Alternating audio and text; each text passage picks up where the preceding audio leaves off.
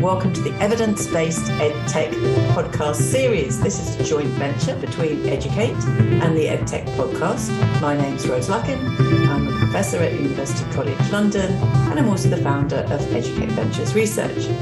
And today we're going to be looking at diversity, equity, inclusion, and ethics, trying to understand how we build ethical learning tools that can be led by evidence and that really do work.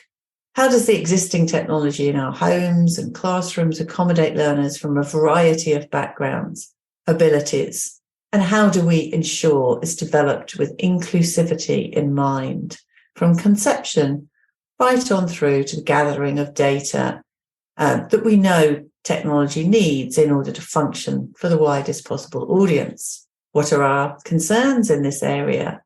And what do we need to be wary about? What lessons can we learn? And how can we do better? And I'm really excited because I've got a great group of guests who have huge expertise in this area in our little pod Zoom studio today. We have Charlotte Webb, who's the co-founder of the Feminist Internet.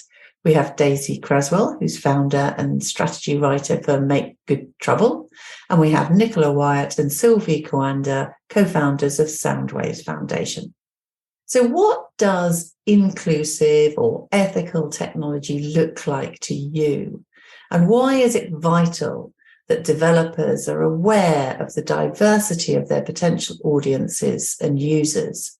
That's a key question. And as we've seen from social media scandals, for example, there are huge platforms out there with enormously advanced processes behind the user experiences that they offer.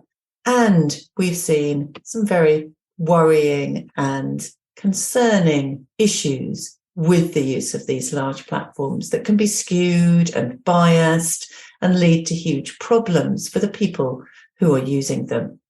So I'd like to start with Charlotte, please. If you can tell us a little bit about yourself and the work you've done. For example, I know the Envisions project that we can see on the Feminist Internet website, and we'll put a link to that in the notes that go with this pod, asks what agency we have to question the amount of control that an AI exerts over our experiences, and how well placed we are to challenge the real world consequences, injustices, and harms that AI can impose, particularly as it disproportionately targets marginalized people. So please kick off for us today, Charlotte. Thanks so much, Rose. Yes.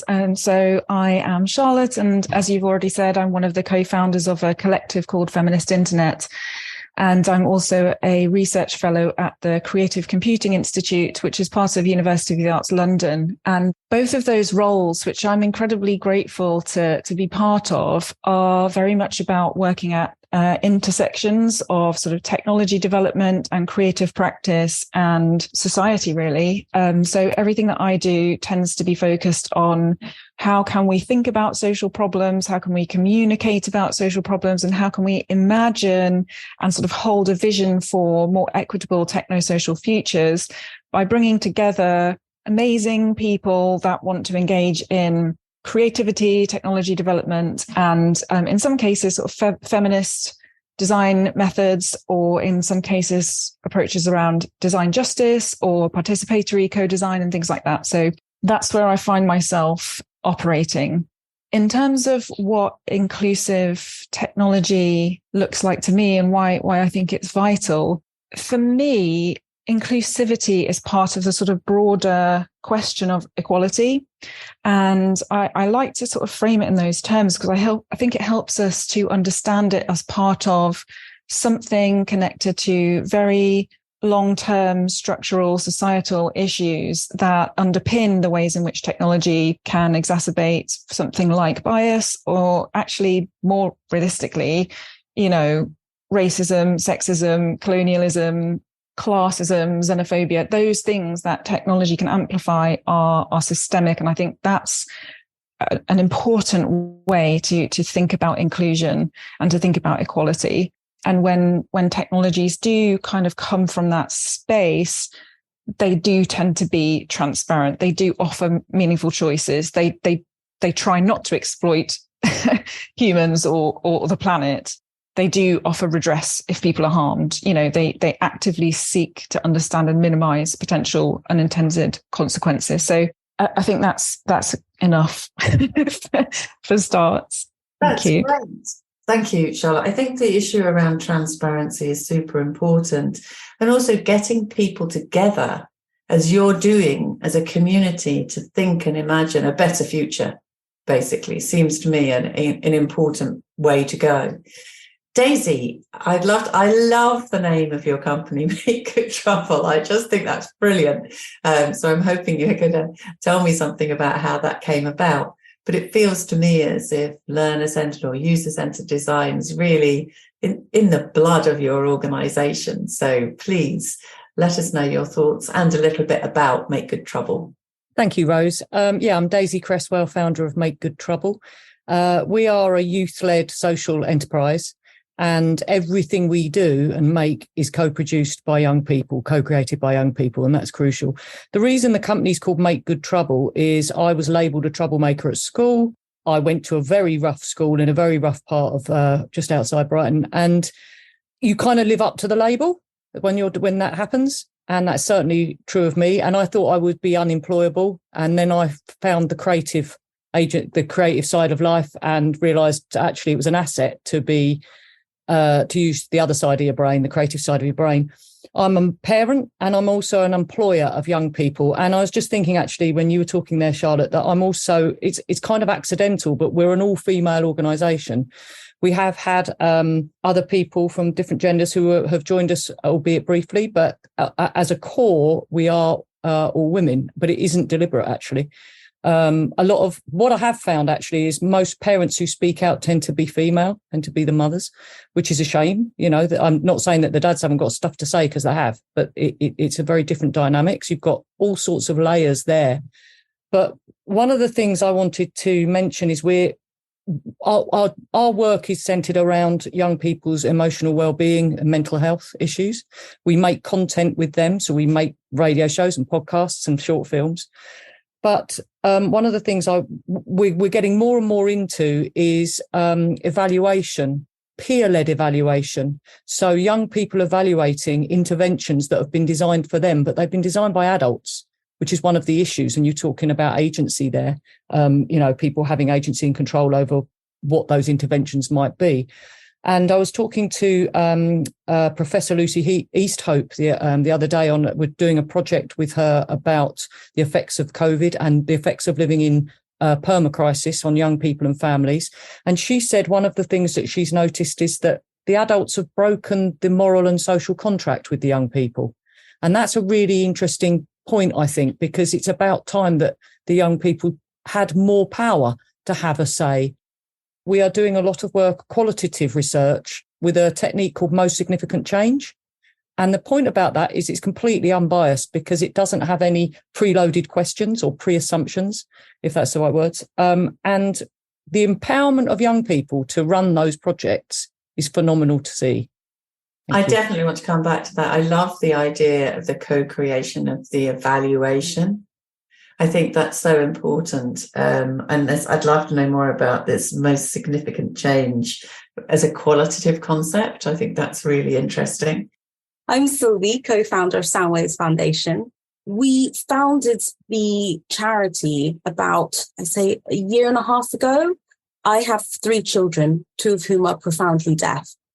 Basically, we saw sort of inequalities when speaking about disability and how children viewed themselves through the narrative that adults kind of talk about, really. And so, to cut a very long story short, we started a project called Action for Captions, and it sort of was birthed during the pandemic, where we want to use technology for a purpose. So we want to put live captioning into mainstream classrooms so that it makes education accessible for deaf students. But what we've been finding in our pilot schemes is that actually it's benefiting a huge number of children. So even though our charity is supporting deaf children and young adults, we find that it's supporting other children with either SEN or children with additional English as additional language.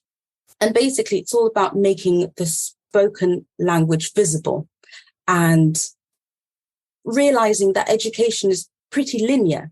And with more and more SEN students going into mainstream and seeing that schools have a lack of funding and resources, we're having to look into tech and see how that can support the classroom environment to help all the ways that children learn. Yes, hello, I'm Nicola, the other co-founder of Soundwaves Foundation. Yeah, in putting the software, so speech-to-text software into schools, and often it's there already, just not being used. We're finding it's actually the hardware that's the difficulty, and actually teachers to know about it and use it.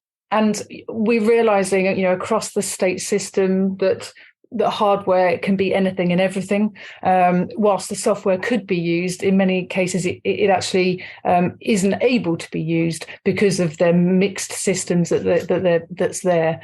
So we're actually finding, yes, the software the software's great to be there and is free, but actually the better stuff is obviously paid for, and the education system can't afford that. So in using the free software and the battles with teachers and the hardware, we're really also sort of seeing a number of areas where it could be developed further to really meet the needs of the children. Just a quick example is we're using a bit of software at the moment that's in most of the school systems, and it's only available in US English, and it really works best with southern accents. So if we're sort of trying to extend it into Wales or Scotland, we might have more difficulty in doing that. So we're sort of seeing these sort of regional difficulties alongside, obviously, the starting point of the inequity from the outset of accessible learning. That's fascinating. Can I just ask you to clarify something for me there about the hardware? Could you just explain a little bit more about what those hardware issues are?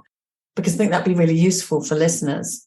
Yeah, well, so we're seeing, obviously, some schools are Microsoft denominated, others use Google. They may be on a different Windows system. We're trying to get the captioning box to be on top always, and then the flicking between PowerPoint or whether you're in Google Slides.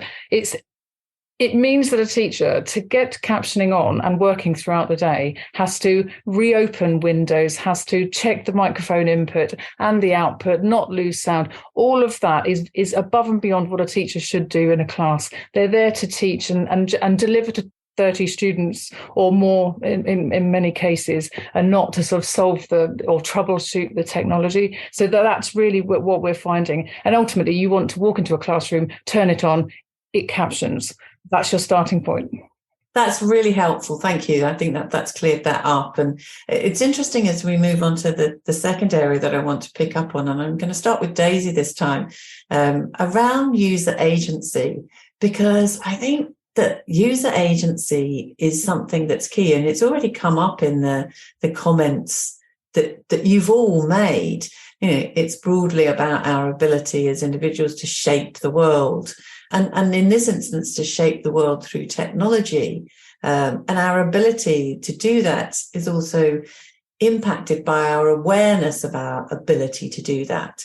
So I want to come to Daisy first to ask you about what you feel from a user agency perspective, the work you're doing contributes. How is it building user agency, and how important is that to the young people that you work with? I was very struck by what you said about your own history of being labelled a troublemaker, and yet somehow you developed the agency to become a business owner and to support lots of other people. So you clearly found a route to bring about change in the world. Thank you, Rose. Yeah, I think being cross and being frustrated is a very, very powerful thing. So you have that for long enough, you're going to kind of put the thing about Make Good Trouble is trying to use that energy of a teenager. We particularly work with teenagers who are frustrated, and that is a huge amount of energy which can then be misplaced and put in the wrong place. And if you can guide that into something where they have, as you say, agency and decision making, one of the things I love about Most Significant Change, the research technique, is it's all about story collecting.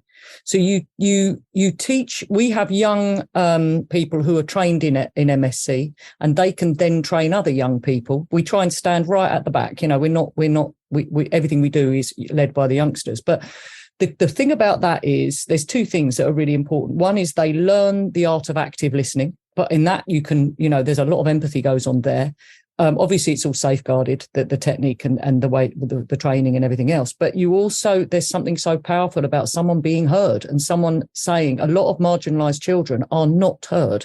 They don't have the avenue to be heard. And so MSc allows this, and you do it more than once. You have to story collect over a period of time in order to then understand what the most significant change has been in the lives of that young person according to the programme. And it's long term. So you might do an MSc program over 2 years because you've got to monitor to the change. It needs to be a program that's run for a length of time. My argument is all programs that are helping young people should be long term. They're all funded too short spurts, and you can't do that then. But it's something really important about them that it helps their confidence. They then learn techniques of how to guide a conversation, have a conversation. A lot of the kids that we work with are what I call visual learners. They're brilliant with tech, but they're not necessarily. One child said about that, this is an autistic child, said, I'm good at writing, I can write, but I don't understand what I'm writing. And if you think about education, my daughter says this, Mum, for years I was taken into a class and talked at for however long and then shuffled onto another room and talked at. The way that the society has moved on, schools education hasn't. And it's the same with the law, actually. If you look at the legal system hasn't moved on quick enough for things like social media where it's gone wrong. But I think also one of the downsides for young people is they have been exposed to every type of content you can imagine through social media that is uncurated and not safeguarded. And a lot of those social media channels are designed to make you addicted to them because they're designed with Vegas style techniques to keep you coming back. So there's so many layers of issues there, but allowing somebody to have time to talk to one another face to face. There's something really important about registering body language. We've all done it where we've texted our partner and they've misinterpreted what you've said. And then the fight has ensued when you didn't mean it to. And I speak for myself there, and I'm sure everybody else has had that similar situation. And my daughter actually now, one of my youngest is applying for uni, and she's just been asked to make a 2-minute video. So we are assuming now she's not going to be interviewed. And I think that's an incredible shame. How can you possibly pick up on the spontaneity of where a conversation's going and the importance of where that might lead? And just final remark is we did a pilot for story collection in a school with 3 lads who didn't know each other from 3 different age groups. And they came in and one of our young person who's trained led the session. We sat behind the boys, so they forget the adults are in the room because they're teenagers. And it turned out that all 3 had siblings with disabilities, and the school didn't have a clue about that. They were astonished. Now, they might have then made them more empathetic to their needs, because these kids were known to the safeguarding teams. So again, it's so important to have a mechanism. And MSc mechanisms are really easy. Easy is not the right word. Let's say they're simple to adopt. And they're really empowering. And I'm just such an advocate. I'm just saying I want a story collector in every classroom. By being a story collector, you become a storyteller, because you're going to repeat some of those stories that make you feel that you heard, that make you feel that you're not alone. Young people, then they're not alone. They're not, there's other people out there going through similar things. So it's a great mechanism, I think. That sounds amazing. The power of story should never be underestimated. It's an enormously important communication tool, but one we have to enable people to take part in, as you say, to tell their story, to listen, to feel that their story has value. And I agree about this over time. There isn't a quick fix, is there, in this space? No quick fix at all. Sylvie, Nicola, I'm not sure which of you is going to speak first to this issue around user agency, but please do let us know your thoughts. We thought about this, and I like what Daisy was saying about sometimes when you harness that anger in the right way. Nicola and I moaned a lot about sort of where our children were at and how they were viewed in education. And as I mentioned before, one of the solutions was trying to look at live captioning in classrooms. And we're doing a huge pilot scheme, and that's how we know Daisy, because she's doing MSc in our pilot schools. But we think it's important to hear from the deaf students that we are hoping to help from. I think that, unfortunately, everything we noticed was quite downstream. So the whole idea from the pandemic was my children struggled to access online learning. And that's because it wasn't designed in a way that could be, accessible to everybody. And that started conversations with not only them, but their deaf peers about what is it actually like in mainstream? How did you even deal with it? And, things came out like, for like the more confident ones, they would always be putting their hand up. For the less confident ones, they would sort of start copying what other people are doing. And we thought, well, that's not giving you independence, is it? That's sort of taking away independence and making everything sort of downstream. And I think the idea of live captioning is brilliant, and we've seen it work, and we've had very positive feedback. But we want to do our research slowly. We want to see what the impact is on everybody in the classroom. Because I think if we were to roll it out tomorrow throughout the whole nation, I don't think it'll work. I think it'll be quite distracting for a lot of people. There needs to be a constant feedback loop that we should be getting. Also figuring out best practices. What lessons are best placed for live captioning? Where do the children need it most? Yeah, I just wanted to add, really, hearing those stories from our children and that is downstream, and after a while, that having to wait to ask what they're supposed to be doing is it takes its toll.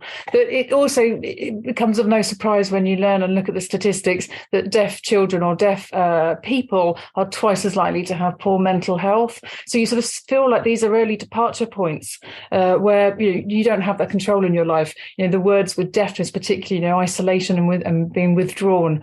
Sort of words used, and you can see how that can happen. So if you can use technology to actually mean you can have greater control in your life of your learning and how you interact with that content, we just feel that is so powerful, and actually it's using technology well in that respect, so long as it doesn't come to the detriment of others. And that's what Sylvia's saying there to make sure we know.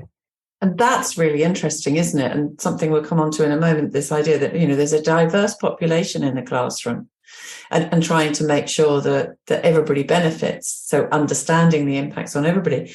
And also this use of the story, it seems to me a great way of evaluating what's going on in a longitudinal way, which enables that moving away from this idea that there's some short-term fix, which there never is.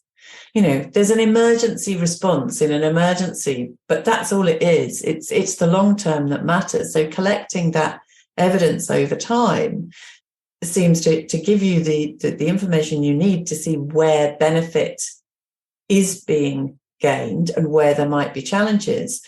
But it also empowers the students at the same time. So it speaks to the user agency as well as the evidence piece, which is great. Charlotte, I know you've thought a lot about user agency in your work, so I'd love to come to you next. Tell us a little bit about how you perceive user agency and how you think we can build it more effectively in individuals. Thanks, Rose. Yeah, your question actually made me think back to somebody who really inspired me when I was doing my doctoral research, and she's an artist, a kind of legendary internet artist called Olia Leolina. And she wrote about this idea she had called the Turing complete user. The idea was that Turing complete users are people who are able to kind of find their own ways to navigate through technologies. And they are not necessarily the ways that the people that made the technology were expecting. And so she gives an example of just deciding, for example, not to use Twitter, but informing yourself about the world at breakfast through your own website, or having 2 Twitter accounts and logging into one on Firefox and one in Chrome. Just little personal day-to-day hacks that mean that you are more in control of the ways that technology plays out in your own life. And I think that's just been a real inspiration to me as a sort of general principle about not thinking that the power always lies elsewhere, that there are small things that we can do day to day to kind of modify the way we engage. So I find that really inspiring. I think from the point of view of what we try to do at Feminist Internet to encourage agency, a lot of the time it is about that kind of education piece, the awareness raising, trying to find ways to make complicated issues about technologies accessible to audiences by presenting them in a particular way, but also encouraging people to see themselves as the creators of technology and not just the consumers or kind of users of technology.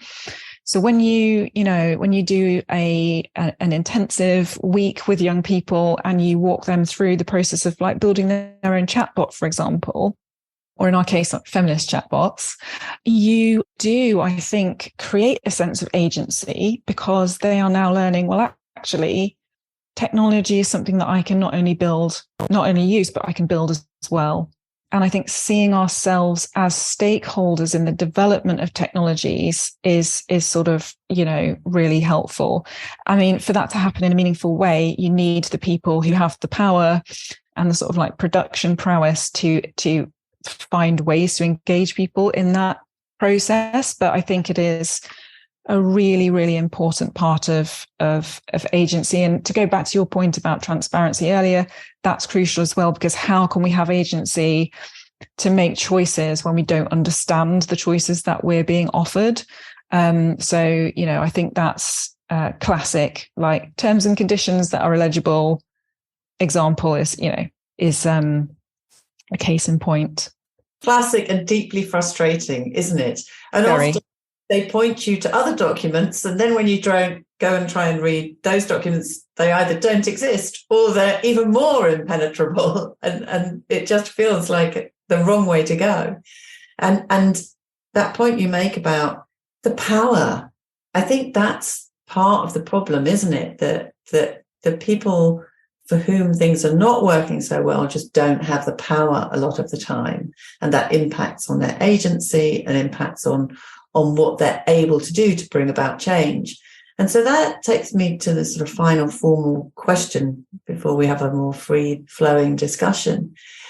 What can we demand of technology or of technology providers in particular, so that it will cater for people from diverse backgrounds, underrepresented communities, unheard voices, which we've heard quite a bit about today, this idea of, people's voices just not being heard. Is it about different data sets? Is it about having more people involved in the design of the technologies? Is it about access? It's probably all of those things. But what do each of you think that we could do as a kind of, you were saying about shouting loud, being frustrated, what could we demand that might help to improve the way that our diverse population can benefit from our technologies? And this time I'd like to start with Sylvie and Nicola, although you said it was always going to be Sylvie who would speak first out of the two of you. So I'm assuming I'm starting with Sylvie. Yeah, I think it's just because in case I forget something, Nicola will always kind of back me up. I thought about this quite a lot. I mean, I think, I can only really speak about my personal experiences. And when I think of technology, I think of the technology that's attached to my children's head and how phenomenal it is and how technology has given them the ability to access sound when 20, 30 years ago, they would be full-time signers. And that's fantastic. But that technology is designed for my type of family, which is a Western family that lives in a country where I haven't had to pay for the cochlear implants. And we've been given all the speech and language therapy that the children have needed.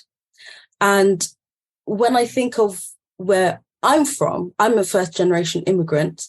My father's from Burkina Faso. My mum's Colombian. And I think of the communities that they come from.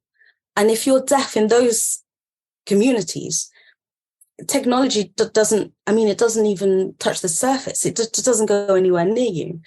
And then I was also sort of thinking, if we had come to this country and I had been deaf and my parents would have had to use technology to help me, they wouldn't have been able to access that. You know, there's that sort of layer of needing to be able to speak the language well, being able to know how to use technology, you know, and then use it for the purpose to help your child.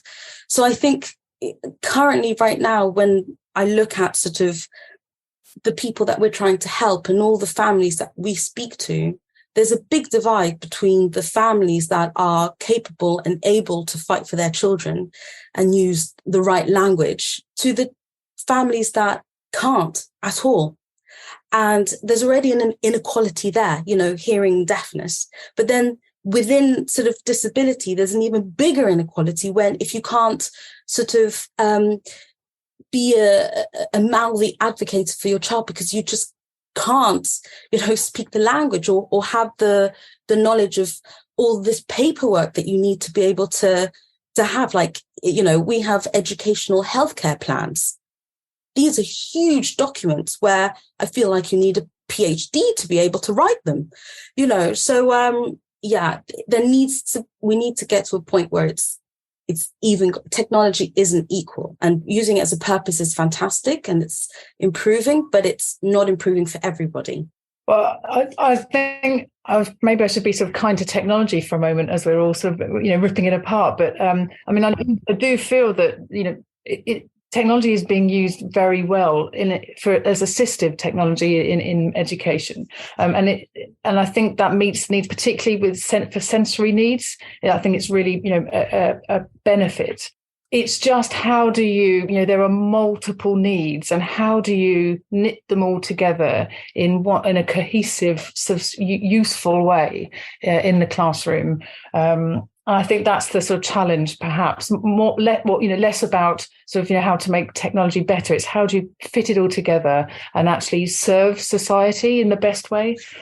Interesting. Yes, I love this mouthy advocate I've written down, and I was thinking, I get it, you know, that you can only be mouthy if you've got the language, and that there are often so many barriers in these education healthcare plans. We've been talking about those a bit, and they're huge, and it's just such an enormous process for somebody to have to go through to get some help for their children. And I understand what you're saying there, Nicola, about the variety of needs, multiple different needs, and some of those needs are being much better served than others. So there is a case for trying to give people that voice, to simplify the process through which they have to go to be able to access the technology and to be able to explain what their or their child's need really is. It's not straightforward at all, is it? Daisy, I'm going to come to you next and ask you what your thinking is about what we can demand with our mouthy advocacy. What can we demand from technology and from technology developers that would improve the way that technology can meet the needs of a diverse population? Thank you, Rose. Well, I've got so many notes, but I think if I had to choose one thing, it would be about kindness. Technology itself, just that word, is cold. And there's such assumptions around it that it is a male thing, that kids, I'm going back to the gender divide now, but they know that it isn't something that's necessarily picked up on by girls. Maths is the one subject where girls fall lower than boys. And I, for one, used to always say I'm crap at maths. And yet I run 2 businesses, and, you know, the finance of that and doing budgets and everything else is all part of it. They don't teach that at school, which is annoying. But I think there's something very important about kindness and emotion, and not emotion that's based on addiction to just keep you there. There's something really horrible about technology when it comes to making money and being in a capitalist society where it's all about, right, how many clicks can we get, whether they're good or bad, it doesn't matter. And I think there is a huge need to change the narrative for best practice, and that is based on that makes you feel good, that you can then feel included. But going back to some of the points already raised, I think there is a huge divide into the haves and have-nots of who can actually afford the technology as well. Because some of the vulnerable kids we work with don't even have phones, and yet there's an assumption that all kids have got a phone and they haven't. So that question is so huge. I feel a bit of a loss to have one thing, but I think I guess if it was one thing, it's just to make sure that that if it's about young people, that their inclusion in the development of technology isn't piecemeal and it isn't a tick box exercise. It's actually something that's long running. Because if you want a cohesive society, or a society that's at least a little bit happier, we need some good news, right? This is and I think shouting about best practice is really key to change the narrative up there. That's interesting. I like that. And I love the idea of kindness. I don't think we put anything like enough emphasis on kindness and compassion. I think those two things. And technology is cold.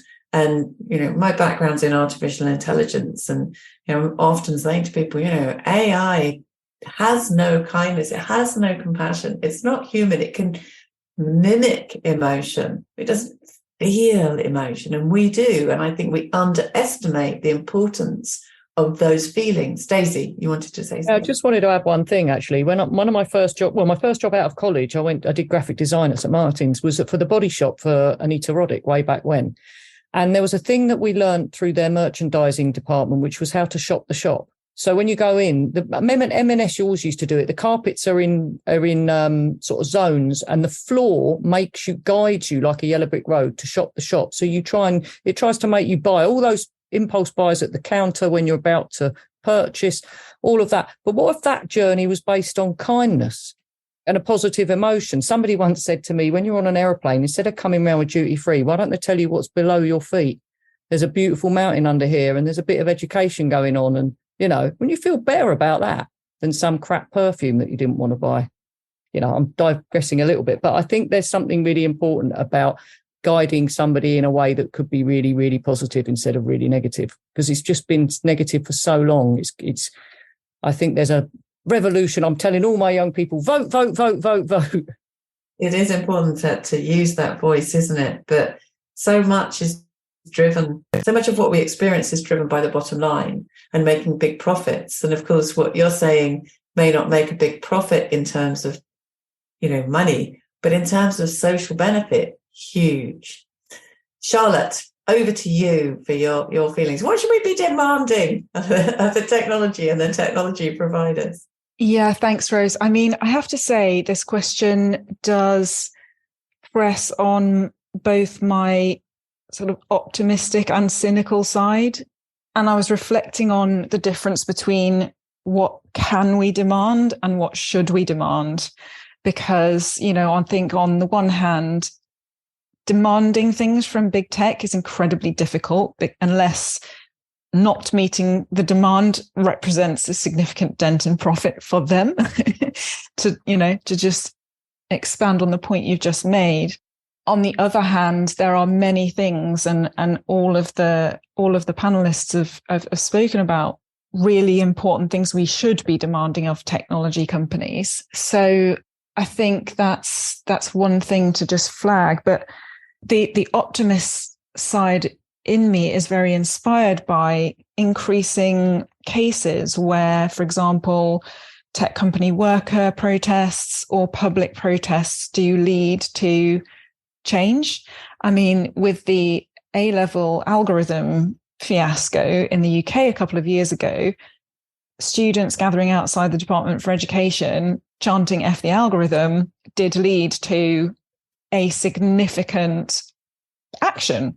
So I'm very sort of heartened by the feeling that we can place demands on entities, and that is probably best done en masse. Yeah, sort of like individual attempts to do that are difficult, but when there's enough momentum and enough kind of critical mass behind it, it can lead to significant change. So I'm really encouraged by that. And I agree with all of the things that everyone else has said about what we should be asking. And I think that point about kindness and kind of putting the humanity at the center, even though I don't think it's easy to appeal to big tech on the grounds of just doing the right thing and like just being kind and just being lovely, I still think that we have to relentlessly pursue that goal as a society and as a community, regardless of the outcome, because it's just only way that we will be able to build better technologies for everybody. Absolutely. That's a great way to conclude that sentence, actually. It is the only way, but it is hard. How do you make kindness appealing to the bottom line? I don't have the answer, but I do think that you're right about community, bringing people together, momentum, en masse, but giving people a voice, and all of you are doing that. You're giving people the tools to be able to be part of that community who are trying to bring about change seems fundamentally important, so that they can access the resources, they can be a mouthy advocate, so they can do all of those things. So just finally, in the last few minutes, and we do only have a few minutes left, I'm afraid, I'd love to know if any of you have a point you'd like to make that we don't feel we've covered, or if you'd like to pick up on something somebody else has said, and just shove your hand up and we'll see you and we can bring you in. I was just thinking about one of the issues we have as an organisation is funding. And that goes back to the whole thing of tech, that you can get funding for tech if you can prove you can make a profit. But that then assumes that a whole load of people are going to pay for the service through the piece of technology, and the poorest can't. So there's a big issue there. But the more and more we're seeing a need for return on investment, but also a return on social investment. And actually, there is a way of them saying by saving money on something else. It's a bit like advertising, isn't it? You either reduce something or you increase something. But there was a program done in Peterborough, I do believe, where they tried to see if they could reduce the amount of repeat offenders. And by doing that, you're then reducing the amount of money that the government have got to put into that prison. And it was all done through a social contract. And I haven't got the details in front of me, but it's a similar kind of model, I think. And if you look at children who are excluded from school and put into a pupil referral unit, which by its very nature is a vile expression, and a lot of head teachers who run PRUs are changing the names of those to just be a school, but it costs 5 times as much to put a kid into a PRU than it does to keep them in mainstream education. So if you're talking about, kindness maybe isn't the thing, it's giving them a voice and understanding context, and then empowering them to be able to stay in mainstream education. So there's something important there, I think. There is something important, I agree. And I can see Nicola wants to come in. Go for it, Nicola. Yeah, only from what you said there, it's the cost of not doing something, isn't it? And I think that's the point here massively, that, all of these things, if you actually take action up front and do it in the right way and the kind way, and that serves the community or the broadest number of people, then the social cost, or whatever cost, however you want to call it, or however you want to calculate it, is reduced. So I think that's got to be the momentum and the motivation. That makes such a lot of sense. And then maybe that's where community action, can have power in helping people to collate the information about, well, you could save this, X million pounds by doing X, or, Y million pounds by doing Y. I do worry that we know that the economies of the world that flourish are the ones with the best education systems, but it doesn't necessarily seem to manage to bring about the kind of change that would empower those more viable economies. So the connection is difficult to make sometimes. And I wonder whether in that instance, part of it is to do with the fact that the people who are in the key decision-making places often have quite short-term horizons. And what we're talking about is something that's much longer term. But it's got to be worth fighting for. I'm going to come around to each of you just as a last point to say, right, in 30 seconds, what would you like to leave our listeners with as your key point for the episode? It'd be about whatever you like, as long as it's obviously connected to equality, diversity, inclusion. Who'd like to go first?